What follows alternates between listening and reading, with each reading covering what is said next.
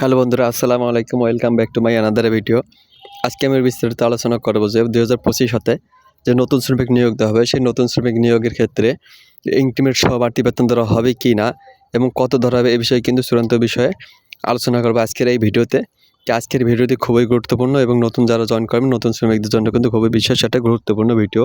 যারা অনেকে আমি কমেন্ট করে বলেছেন যে ভাইয়া, আমরা নতুন শ্রমিক এখন জয়েন করবো, আমাদের কি ইনক্রিমেন্ট সহ বাড়তি বেতন দেওয়া হবে, তাদের উদ্দেশ্যের জন্য কিন্তু আজকের এই মূল ভিডিওটা। তাহলে চলুন কথা না বাড়িয়ে শুরু করি আজকের বিস্তারিত আলোচনা।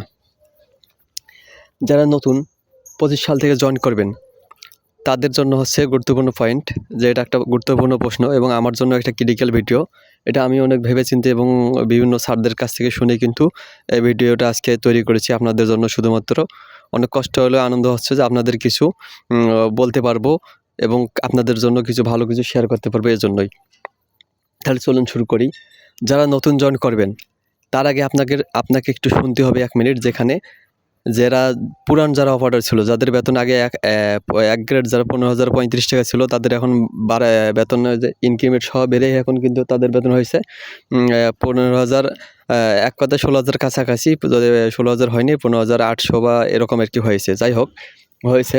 কিন্তু আগে যখন নিয়োগের ক্ষেত্রে আগে যখন 15,035 টাকা 1 গ্রেড বেতন ছিল, তখন কিন্তু নিয়োগ দেওয়া হতো। নিয়োগের ক্ষেত্রে কিন্তু 1 গ্রেড অপারেটরদের কিন্তু বেতন ধরা হতো নতুন যারা শ্রমিক তাদের 14,200 টাকা।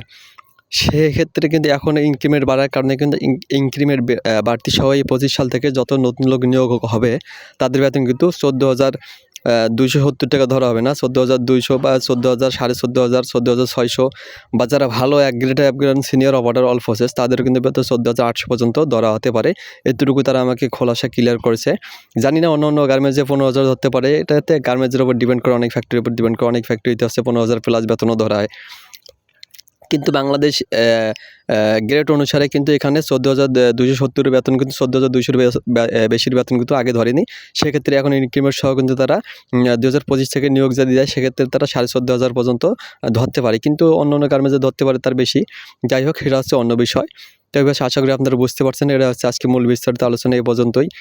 দেখা হবে নতুন কোনো ভিডিওতে। সে পর্যন্ত ভালো থাকবেন, সুস্থ থাকবেন। আর হ্যাঁ, অবশ্যই আমার ভিডিওটি ভালো লাগলে অবশ্যই একটা লাইক দেবেন এবং গার্মেন্টস রিলেটেড বিভিন্ন ভিডিও পেতে অবশ্যই আমার এই চ্যানেলটি সাবস্ক্রাইব করে পাশে থাকবেন এবং আমার ভিডিওগুলো বেশি বেশি শেয়ার করবেন।